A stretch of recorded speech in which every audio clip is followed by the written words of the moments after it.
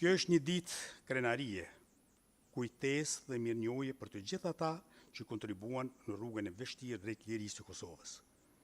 Sot, 27 vjet pas lirimit, Prishtina qëndron krenare si kryeqytet i Republikës së Kosovës dhe simbol i lirisë, demokracisë dhe shtetësisë sonë. Kjo liri u fitua me sakrificë të madhe, me vujtje dhe me çmimin më të lartë njerëzor.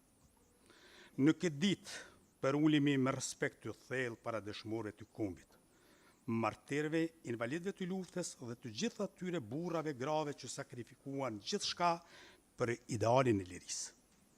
Lavdia e tyre është e përjetshme dhe kujtimi për ta do të mbetet gjithmonë pjesë e ndërgjegjës sonë kombëtare. Jemi në këtë seancë simbolike ku takohet historia me të ardhmen.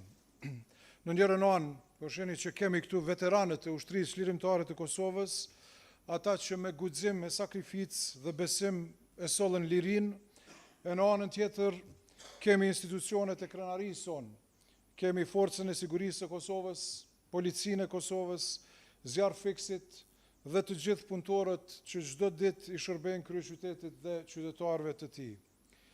Kjo pamje është dëshmia më e bukur e rrugtimit ton nga rezistenca të shtetëndërtimi, nga lufta për liri, te përgjegjësia për ta mbrojtur dhe forcuar atë.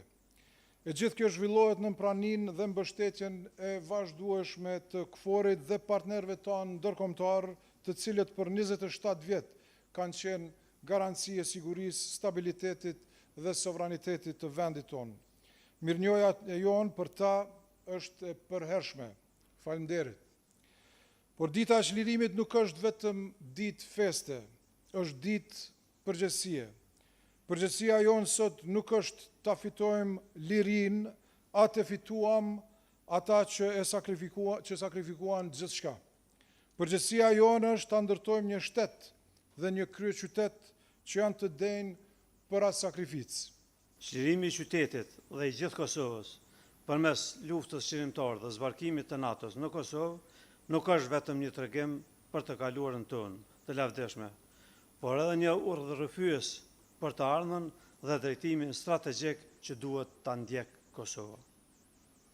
Ushtria qlirimtare e Kosovës ishte ushtri e vogël, dopt e armatosur, por kishte zemër të madhe dhe kishte vizion i cili u bë realitet me 11 qershor 1999. Ushtria qlirimtare e Kosovës arriti të krijojë aleancë me shtetet më të fuqishme të botës demokratike dhe të sjellë lirinë popullit të Kosovës. Ky është mësim për të ardhmen dhe dëshmi se Kosova gjithmonë ka ecur përpara dhe ka bashkuar me botën demokratike. Çlirimi nuk ishte vetëm largimi i forcave pushtuese. Çlirimi ishte rikthim i dinjitetit njerëzor. Ishte e drejta për të menduar lirshëm, për të folur e lirshëm dhe për të jetuar pa frikën e përsekutimit.